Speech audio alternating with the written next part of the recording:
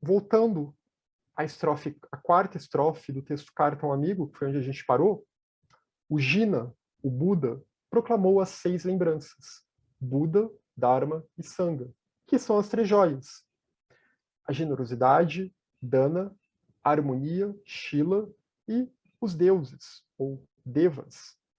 Recordai cada uma de suas virtudes. Na reunião passada, a gente viu bastante sobre o Buda, o comentário do Lama Rindawa, a joia Buda, e os epítetos também, relacionados a um Buda.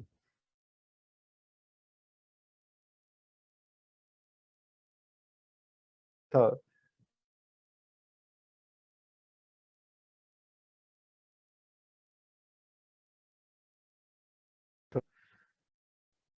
Para quem não estava aqui na reunião passada, esse trecho específico do comentário do Lama Rindawa, falando sobre esses epítetos, eu coloquei no YouTube. Então já está lá no meu canal, para quem quiser revisar, ou para quem não viu e quiser ver essa parte aqui. Então agora a gente vai se focar na joia Dharma. O que o Lama Rindawa tem a dizer sobre a joia Dharma, constituindo uma dessas 6 lembranças aqui destacadas por Nagarjuna.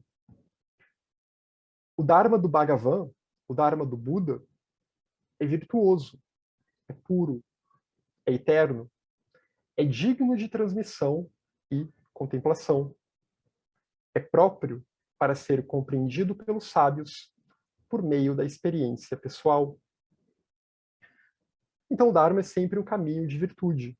O Dharma é aquele caminho que nos conduz para uma vida virtuosa.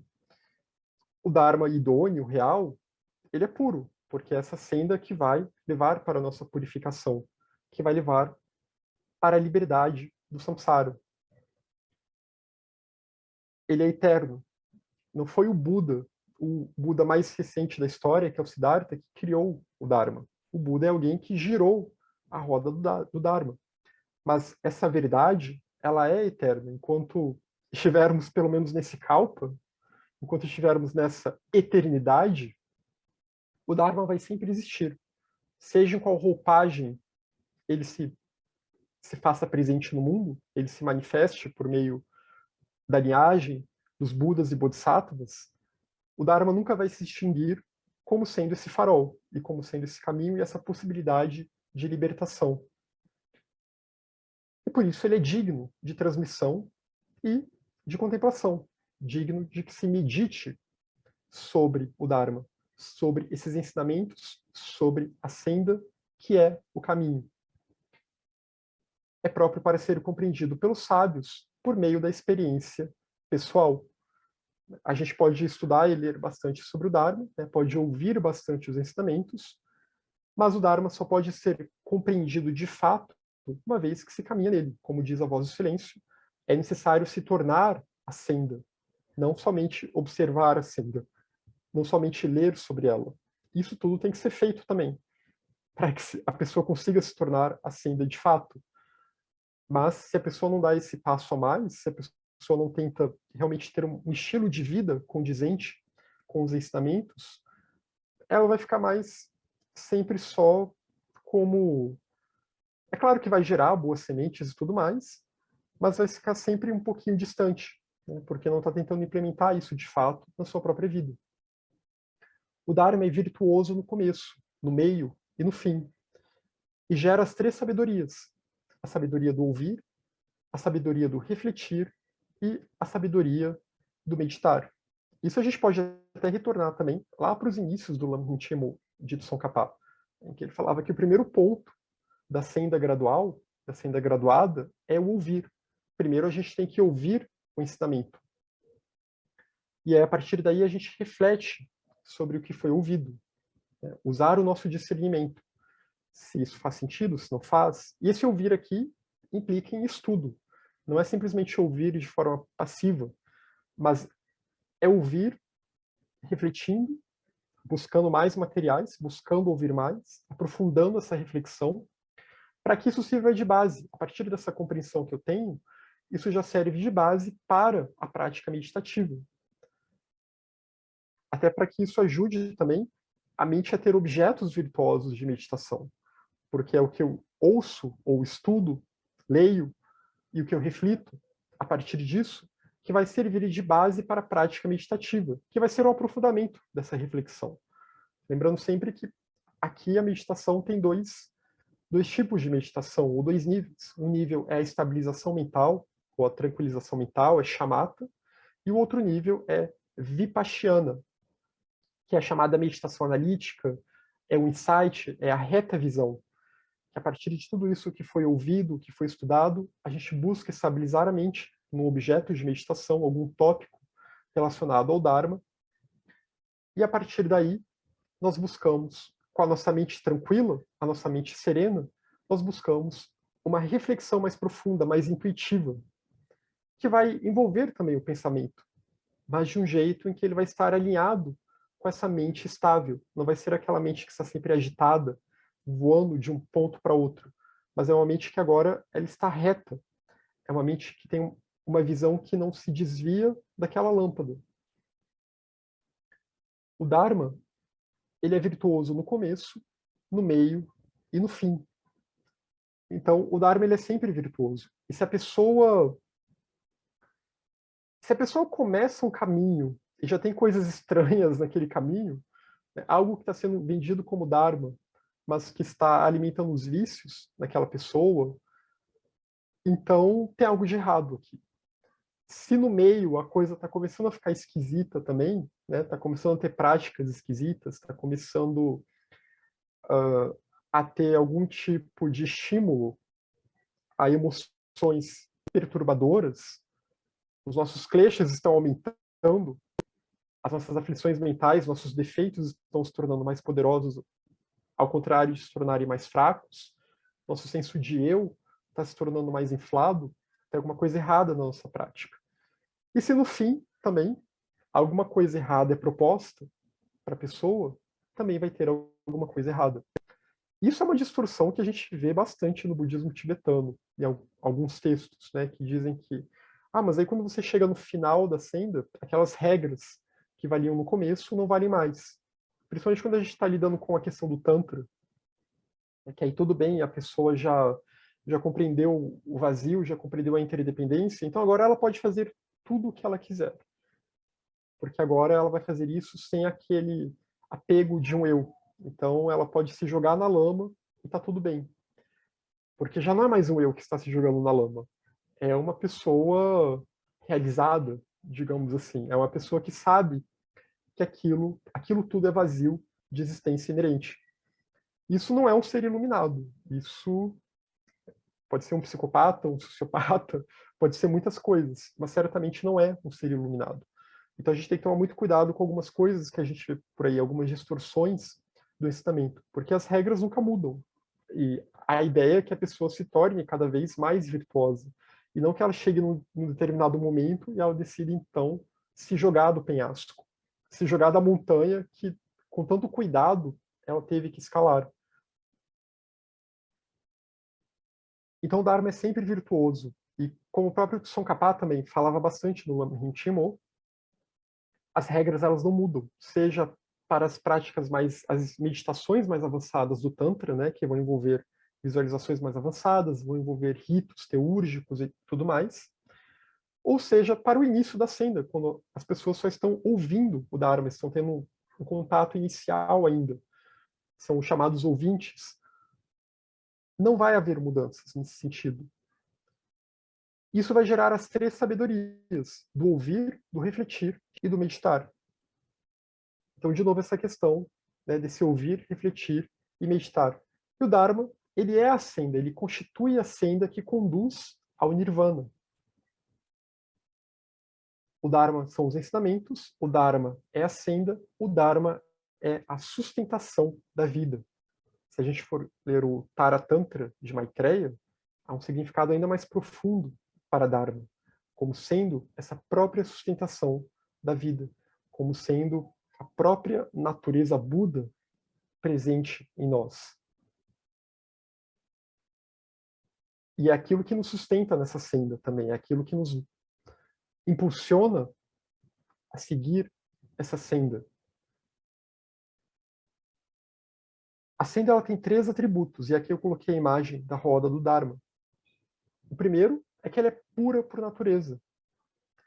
Ela ilumina a verdadeira natureza de tudo que pode ser conhecido. Ela supera todas as coisas adversas. Então, o Dharma, e aqui o Dharma no sentido de senda, ela é pura. Ela vai iluminar a natureza de tudo que pode ser conhecido.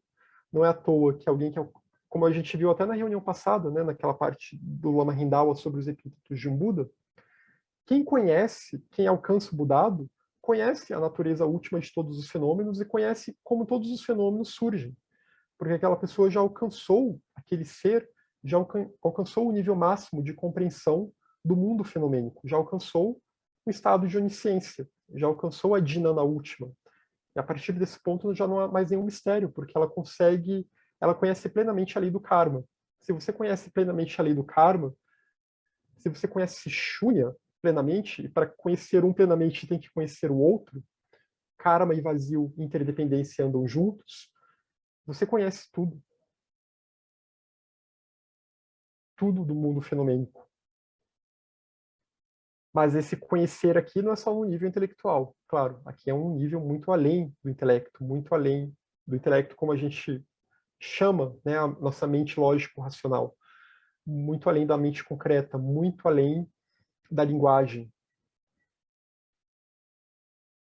Como uma lanterna, então a senda também é aquilo que faz com que a gente supere todas as adversidades. Né? A possibilidade de superar a adversidade máxima para nós, para a nossa vida, que é o samsara.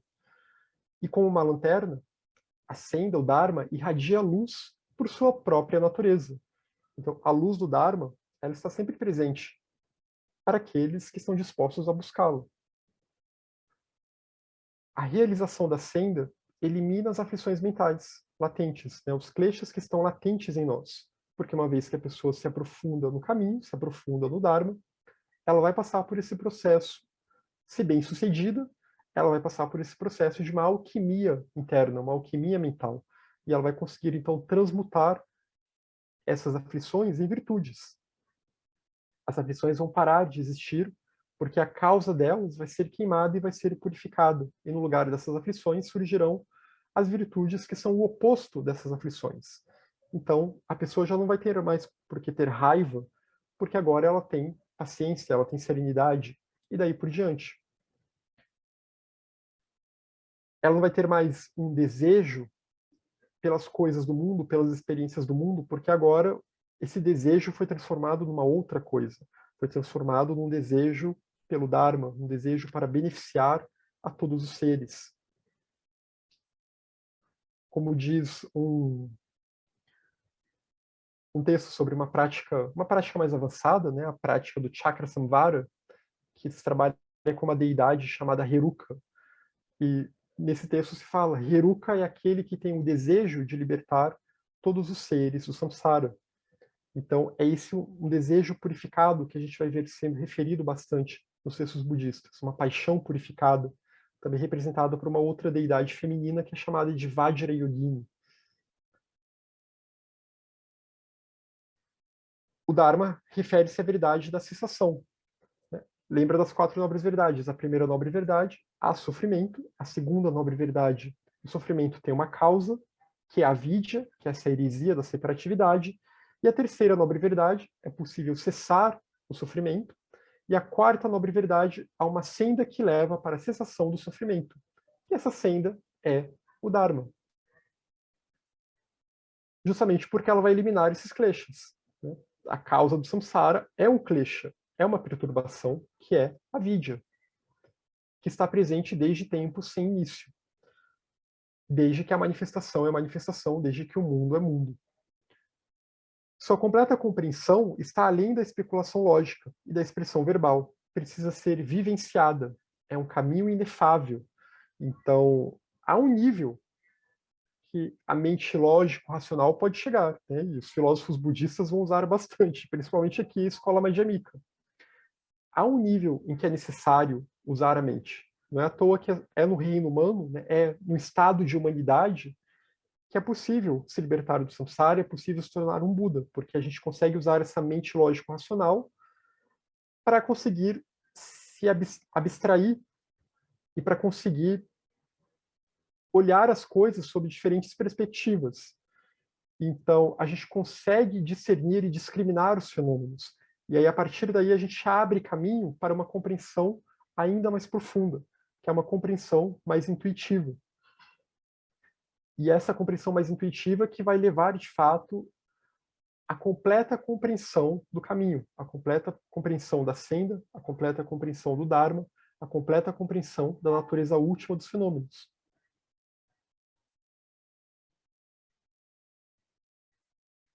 E aqui um trecho do Taratantra, que eu tinha comentado, né, um dos tratados de Maitreya, um texto muito importante para a escola Yogacara, para todo o budismo Mahayana. Louvo aquilo que não pode ser examinado, sob o ponto de vista do seu não existir, do seu existir, de ambos, nem de outra coisa qualquer que não seja o existir ou o não existir. Que não tem nem explicação verbal, que deva ser compreendido por cada pessoa, e constitui a paz, o Dharma sagrado, o sol que irradia o fulgor da sabedoria imaculada. A sabedoria imaculada sobrepuja o apego, o ódio e a ignorância, a vidya, com relação a todos os objetos. Por isso aqui o que eu tinha comentado anteriormente, né, que o Dharma tem um sentido mais profundo, que é a própria sustentação da existência, é a própria sustentação de toda a vida. É o círculo do tempo e é a base de todos os fenômenos. É realmente o sustentáculo cósmico.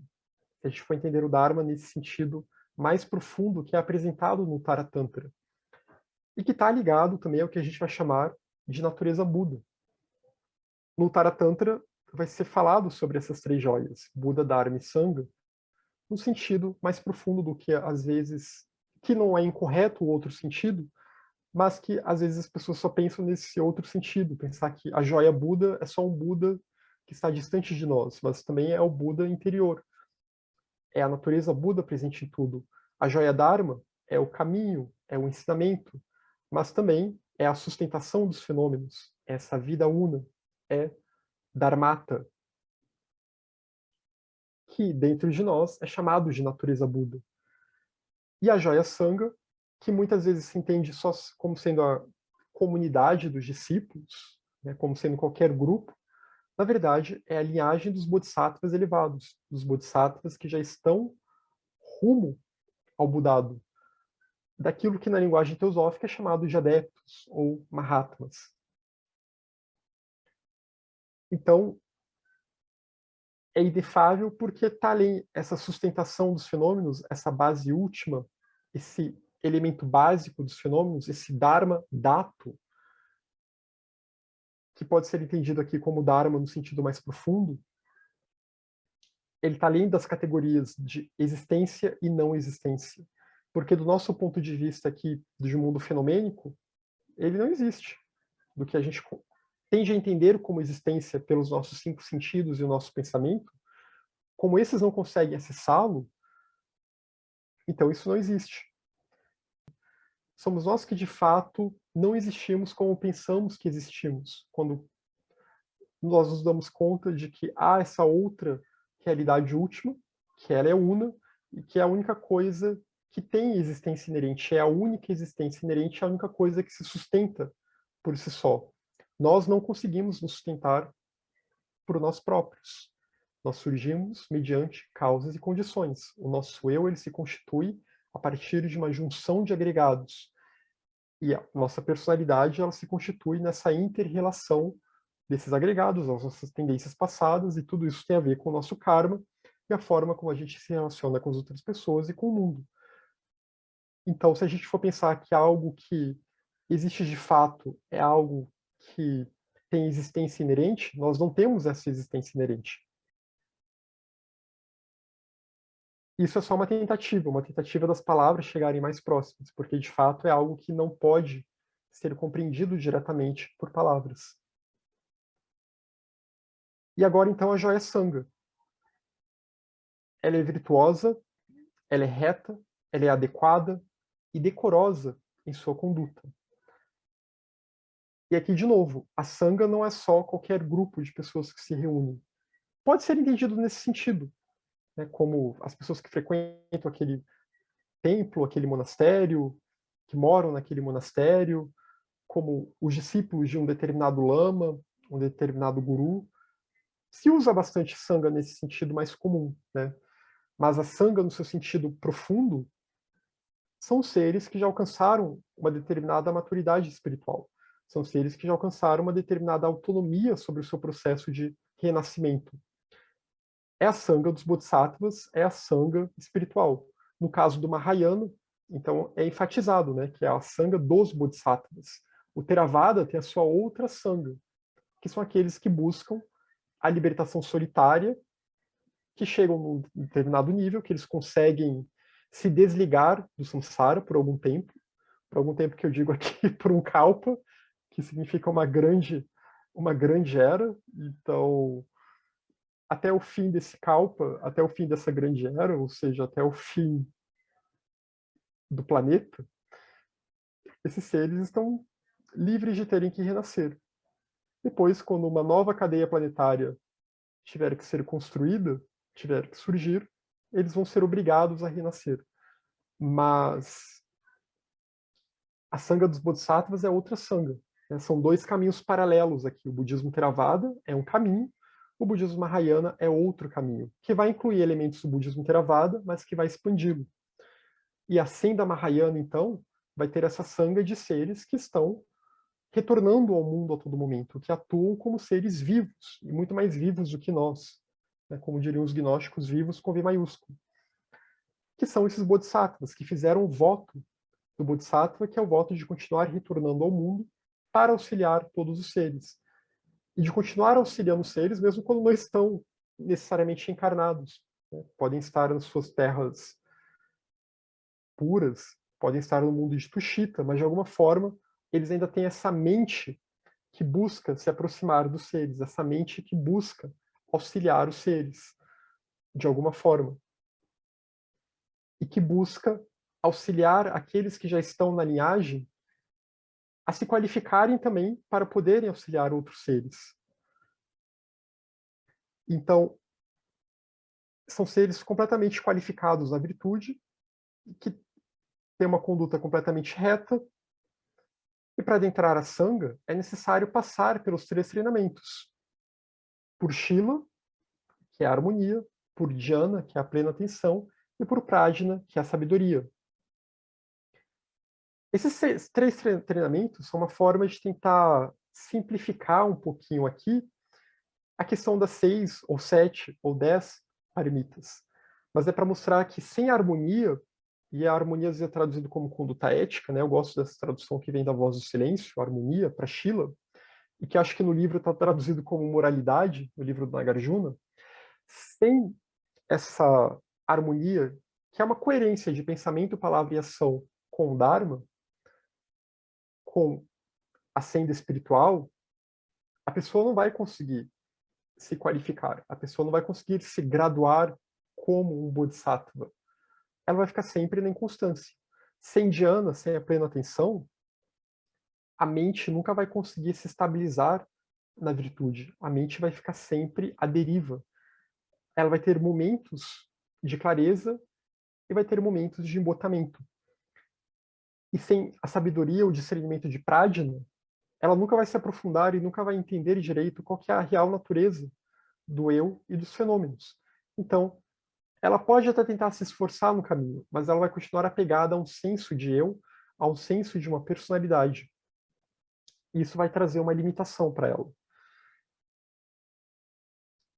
E lembrando que um é necessário para o outro. Né? As paramitas estão sempre interligadas, elas são interdependentes entre si, como tudo é no mundo fenomênico.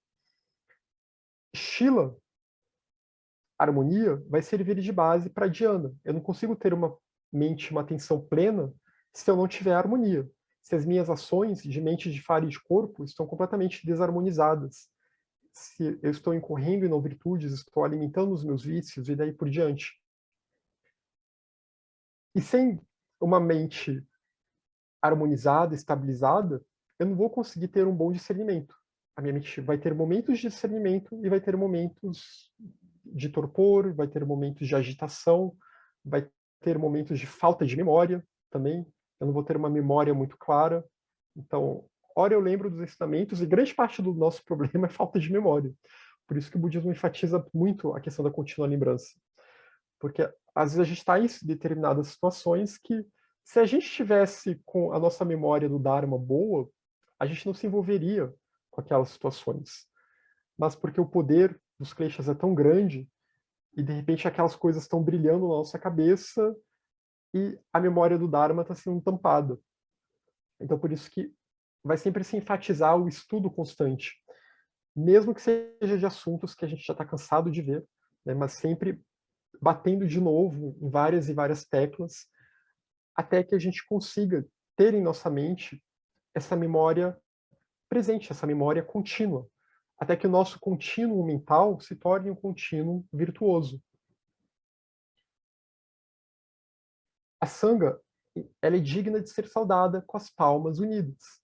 Aqui é um exemplo de uma prática de Guru Yoga. É você unir as suas palmas em frente ao coração e pensar no Guru.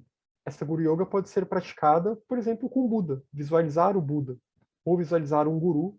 Aí tem que tomar cuidado, né? Quem é que você escolhe para visualizar? Sabe que se trata de um Guru idôneo, qualificado. Você está colocando esse Guru como um representante do Buda. Se você não meditar para o próprio Buda. E não é um sentido de idolatria aqui, mas é no sentido de que eu vou tentar seguir esse caminho, seguir esse mapa. Né? O Guru é aquele que aponta. E vou tentar adentrar essa senda da qual esse Guru faz parte, essa linhagem. E tentar contribuir. Numa Rahayana é assim.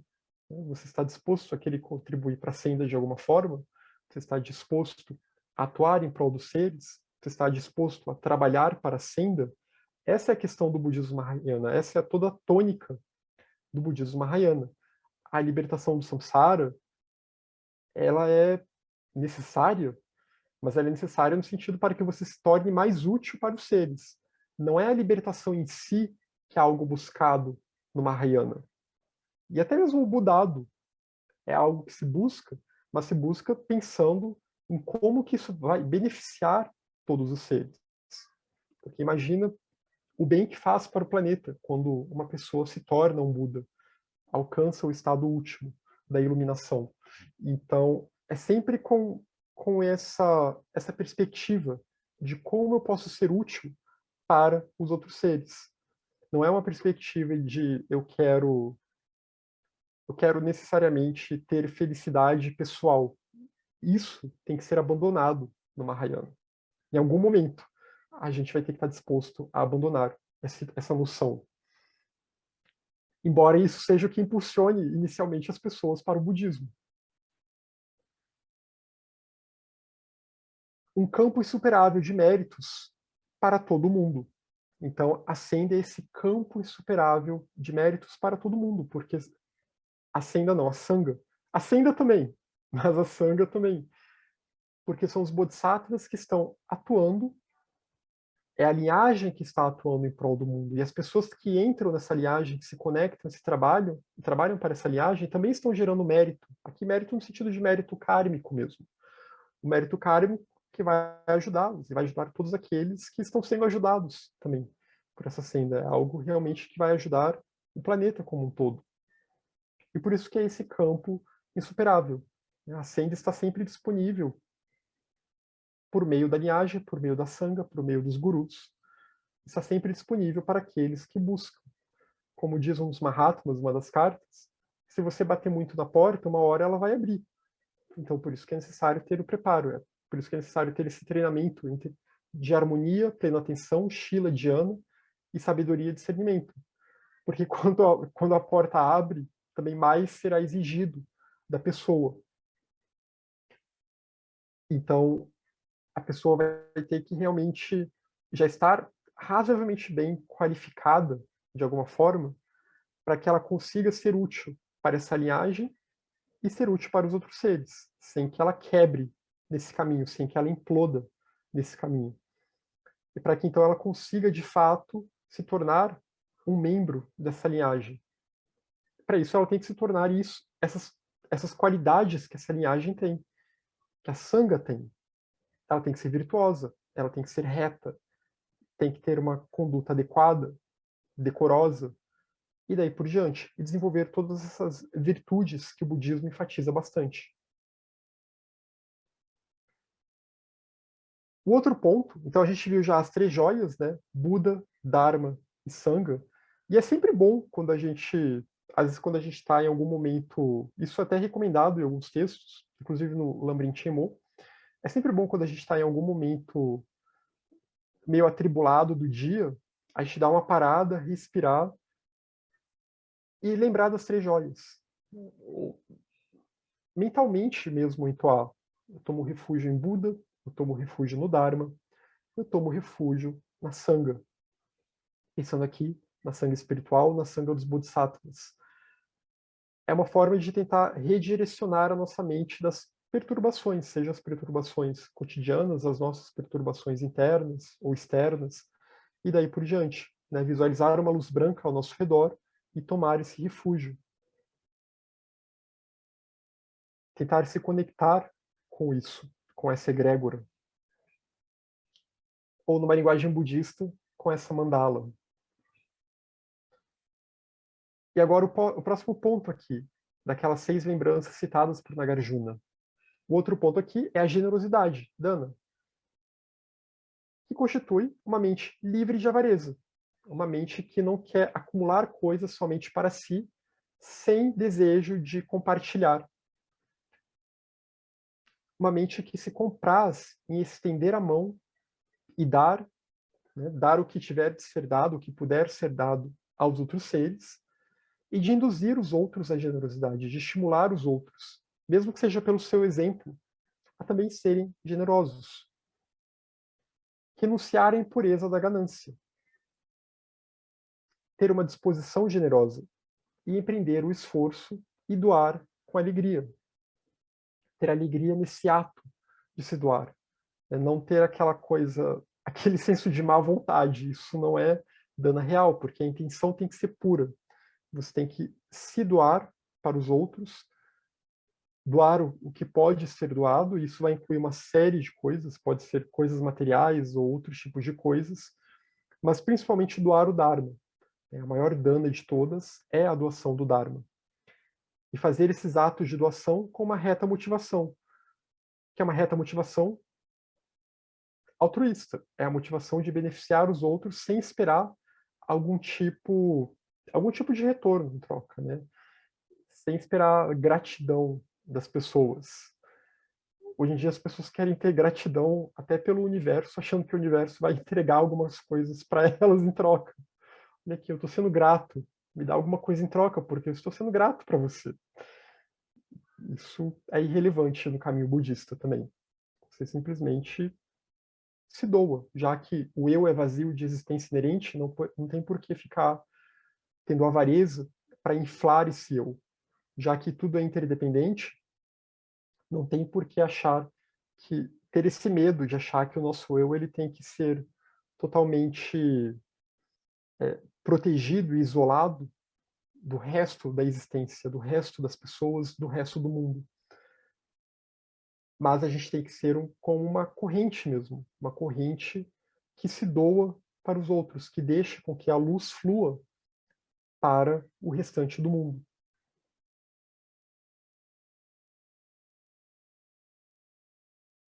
E o outro ponto aqui é lembrar-se dos deuses, lembrar-se dos devas. E aí vem naquele ponto de que no budismo é possível renascer como um deva, é possível renascer um deva, ou isso é geralmente traduzido como um deus, é um daqueles 6 reinos do Kama Dhatu em que é possível o renascimento de uma mente, de um contínuo mental. Eu sei que outras visões não vão admitir tal possibilidade, né? Essa questão de será que é possível ou não você transmigrar do reino humano para um reino dévico ou um reino angélico, sabe-se lá. Mas isso pode ser entendido em termos simbólicos também. No sentido de que o renascimento como um deus na linguagem budista, como um deva, significa que antes disso a pessoa teve uma vida muito virtuosa. E por isso ela renasceu como esse deus, como esse deva. Ela teve uma vida em que muita dana foi praticada e outras virtudes também. E a recordação dos deuses, então, consiste em termos presente as qualidades que fizeram com que as pessoas conseguissem renascer nesses estados celestiais. E emular em nossas práticas meditativas e em nossa conduta. Né? Pensar o que a gente associa como um deva. Numa linguagem ocidental, o que a gente associa a um anjo, por exemplo? O que é um anjo para nós? O que vem à nossa cabeça? Vem um ser luminoso, vem um ser puro, vem um ser que não é muito apegado às coisas do mundo e daí por diante. Então, a gente pensar nisso e como nós podemos, então, emular esse tipo de comportamento. É mais nesse sentido mesmo. É mais nesse sentido de nós tentarmos ser meio humanos e meio angélicos. Voltando agora para o Nagarjuna, na quinta estrofe do texto, Nagarjuna diz: praticai constantemente as 10 ações virtuosas de corpo, de fala e de mente. Abstende-vos de substâncias inebriantes, isso é polêmico hoje em dia, e em contrapartida, comprazei-vos com um modo de vida virtuoso. Então, as 10 ações virtuosas aqui são o oposto das 10 ações não virtuosas. É uma das questões da prática de refúgio no Mahayana é a pessoa se comprometer a não mais incorrer nas 10 ações não virtuosas, que são ações de corpo, né? As 3 primeiras aqui são ações de corpo. As outras 4 seguintes são ações de fala. E as outras 3 últimas são ações de mente. Eu coloquei meu dedo aqui porque a mente está aqui, na verdade, né? Ela não está exatamente aqui. Do ponto de vista a nossa mente mais sutil, ela está no nosso coração. Mas quais são essas 10 ações, só recapitulando rapidamente? Matar, né, e vai haver gradações sempre. A gente viu isso no Lamrim Chenmo também, há gradações, há níveis, a intenção também vai contar muito. Você pode não ter matado ninguém diretamente, mas você induziu alguém a matar. Você pode não ter sido a pessoa que apertou o botão que soltou a bomba atômica em Hiroshima e Nagasaki, mas você foi a autoridade que deu essa ordem, que tomou essa decisão. E vai ter sempre gradações. E dependendo de quem tomou a decisão, de quem cometeu porque foi impelido, o impacto kármico será maior, mas todos sofrerão esse impacto kármico. Todos sofrerão a consequência dessa ação. Matar outros seres também. É claro que a humanidade ela sofre um karma pela matança de animais, seja pela vivissecção, seja pela alimentação, mesmo quando isso é necessário. Dependendo de onde a pessoa mora, ou ela vai se alimentar de carne ou ela vai morrer de fome.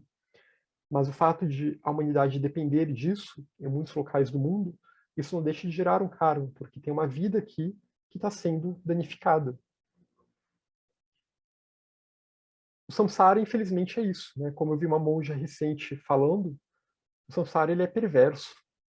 Então, às vezes, até coisas que a gente tem que fazer para a nossa própria subsistência, ações que a gente faz que aparentemente são necessárias ou são para o nosso próprio bem, acabam causando algum tipo de dano a outros seres. O samsara ele é perverso. E por isso que a melhor coisa para acabar com essa perversidade é sair do samsara, é se libertar do samsara, para acabar com esse ciclo de perversidade que existe. O outro ponto é o roubar. Tomar aquilo que não nos foi dado, né? Aquilo que não temos permissão para pegar, aquilo que não é nosso. Isso pode se aplicar a várias coisas, desde roubar bens materiais até, sei lá, plagiar coisas, roubar uma ideia e lucrar em cima daquela ideia, etc. A sexualidade descontrolada, né, que é um ponto que dá muita polêmica, mas que a gente pode reduzir basicamente em abuso sexual e uma sexualidade realmente descontrolada. A pessoa que não consegue controlar a sua energia sexual, e ela vive sempre em busca de novas e mais experiências, de mais e mais parceiros a todo momento. Isso se torna o foco da vida. Então toda a energia é desperdiçada nisso, e as outras coisas deixam de ter a devida importância. O Dharma, inclusive, porque a pessoa ela vai ficando embotada, né? A relação sexual, em excesso, ela vai embotar a mente da pessoa. Isso a medicina chinesa explica, a medicina tibetana também vai explicar. Tem energias sutis que estão sendo desperdiçadas e que poderiam ser usadas de outra forma. Semear a discórdia. Quando você espalha a discórdia por meio de uma fofoca maldosa e coloca pessoas umas contra as outras. Uma das piores formas de semear a discórdia é causar divisão na sanga, causar divisão num grupo que estuda, num grupo espiritual, causar algum tipo de discórdia que destrua aquele grupo, né? Um grupo idôneo que está indo bem, aí de repente aparece alguém lá no grupo e decide causar o caos lá dentro, colocando uma pessoa contra a outra.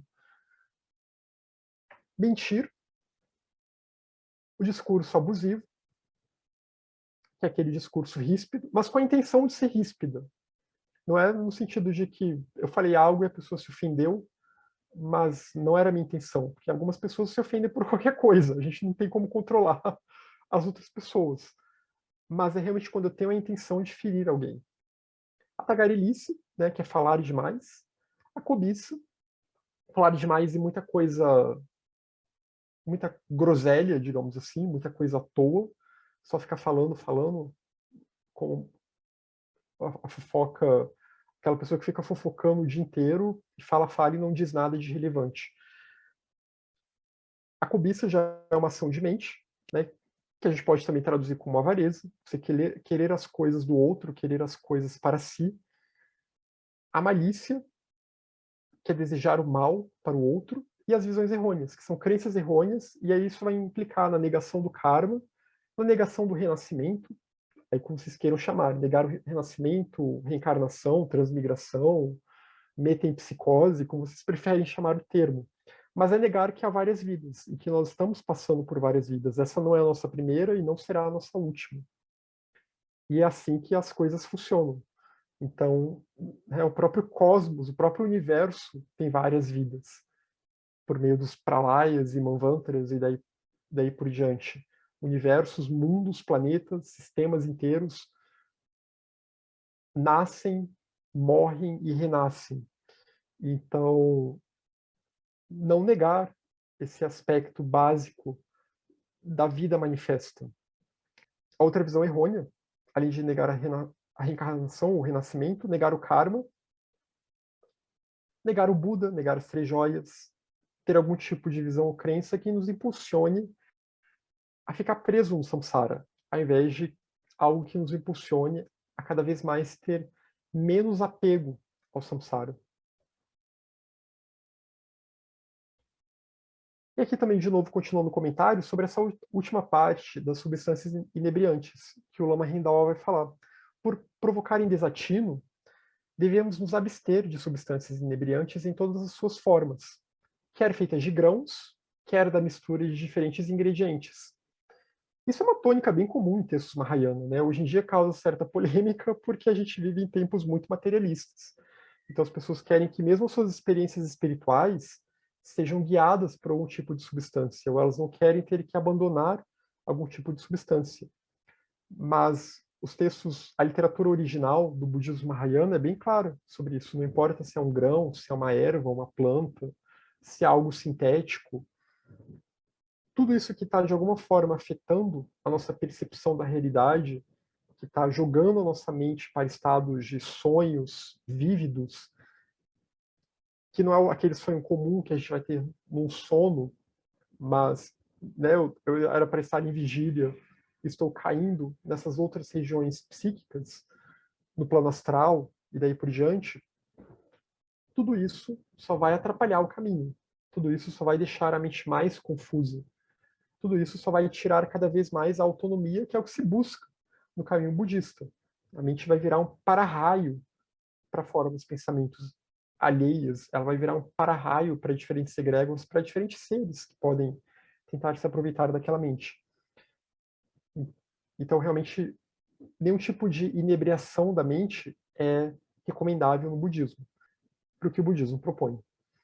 Também é dito que devemos nos comprazer com um modo de vida virtuoso, ou seja, não ingerir comida, bebida, etc.,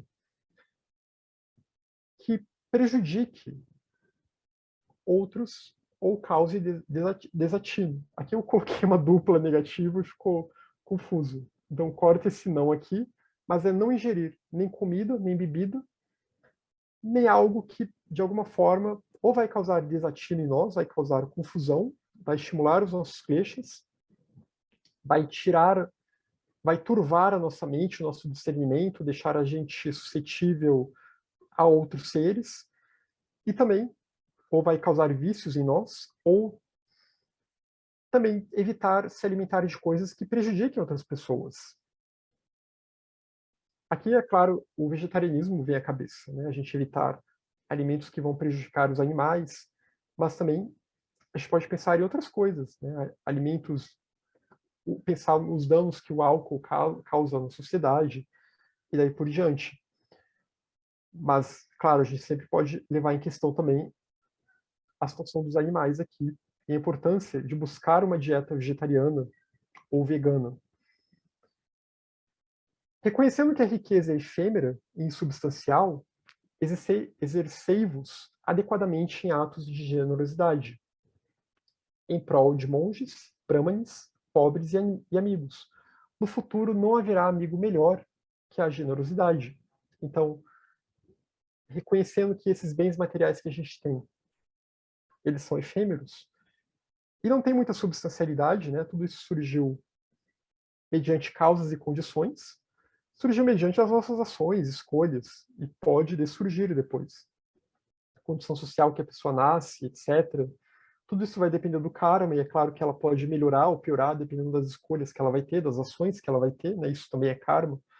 Mas essas situações são sempre efêmeras. Tudo isso é sempre impermanente. Então, ao invés de se preocupar em ter uma vida muito avarenta, mas pensar em como que, já que estou nessa situação privilegiada, digamos assim, se eu estiver numa situação confortável, como que eu posso ajudar as outras pessoas?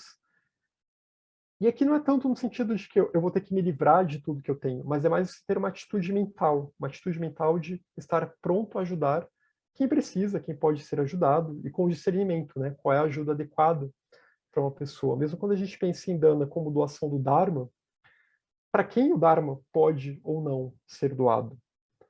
Porque aqui não é uma questão de proselitismo, de sair tentando converter todo mundo ao Dharma budista, mas é uma questão de pensar que, né, se eu doar o ensinamento para aquela pessoa, naquele momento que ela está na vida dela, naquele processo que ela está na vida dela, ela vai distorcer o ensinamento. Ela vai misturar com outras coisas e vai transformar numa coisa inadequada. Então, sempre ter esse cuidado, esse devido discernimento quando se pratica a ação de dana. É necessário ter prajna para praticar dana bem, assim como é necessário ter todas as outras paramitas juntas. Em prol de bhikshus, isso é bem um contexto indiano da época, né? As pessoas doarem coisas para manter o monastério, já que os monges não trabalhavam, não trabalham ainda hoje em dia. Eles fazem seus trabalhos monásticos, mas não vão ter profissões normais que pessoas têm no mundo para se sustentar. Então, sempre dependia de doação, do patrocínio das pessoas, ou de reis, etc. O mesmo vale para os brahmanes também, que acho que alguns até, hoje em dia, pensam no sistema de caças da Índia atual, né, que não é um sistema nada bom. Hoje em dia, acho que talvez muitos até trabalhem, mas a principal função dos brahmanes era a vida sacerdotal. Então, da mesma forma, quem que ia patrocinar essa vida sacerdotal? Os pobres, as pessoas que precisam, e os amigos, aquelas pessoas próximas, que também, né, que estão no nosso círculo imediato, amigos, família, que podem precisar de ajuda, se você pode ajudar eles de alguma forma. E dando aqui, novamente, pode ser doar o Dharma, pode ser doar algo material, pode ser doar o seu tempo para aquela pessoa, né? Doar a sua presença para estar próximo daquela pessoa e ajudar aquela pessoa.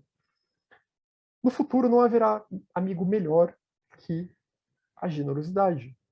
É claro que a meta, né, a dana real, ela é reta, você não deseja ganhar nada em troca, mas se você ajudar os outros, é claro que isso vai tirar muitos obstáculos da sua vida.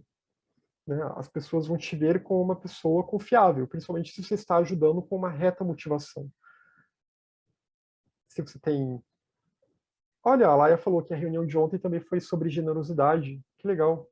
Então estamos bem alinhados aqui. Tomé e Nagarjuna, bem alinhados nesse combo. E toda a tradição, né, vai enfatizar essa questão de dana, já que tudo é interdependente, já que estamos todos interligados. Se eu ajudo outros, eu estou me ajudando também. Ponto 7 aqui. Vós deveis cultivar a harmonia, inquebrantável e não aviltada. A harmonia pura, imaculada e incorruptível foi declarada a base de todas as virtudes. Da mesma forma que a terra é a base de todas as coisas móveis e imóveis. Shila é essa base para que as outras virtudes possam florescer. Claro, de novo, para ter essa base, as outras virtudes têm que ser praticadas. Mas Shila é meio que essa ligação dessas bases que faz com que haja uma constância no caminho. Aqui eu coloquei uma imagem de Vajrasattva, porque Vajrasattva representa a natureza dharmata, essa pura natureza que está presente em tudo. Vajrasattva é um ser Vajra, é um ser indestrutível, adamantino, e a gente pode relacionar isso com a harmonia também. A gente pode relacionar isso com a harmonia nesse sentido de que, uma vez que nós nos alinhamos com essa natureza pura dentro de nós, nós estamos em harmonia. O Renato comentou agora do Tao, e isso tem muito a ver com o taoísmo também. Né? Buscar essa harmonia é buscar se alinhar com esse fluxo da vida, com esse fluxo plenamente harmônico que é o Tao. E é se alinhar com o caminho, é se alinhar com a senda, que também é o Tao.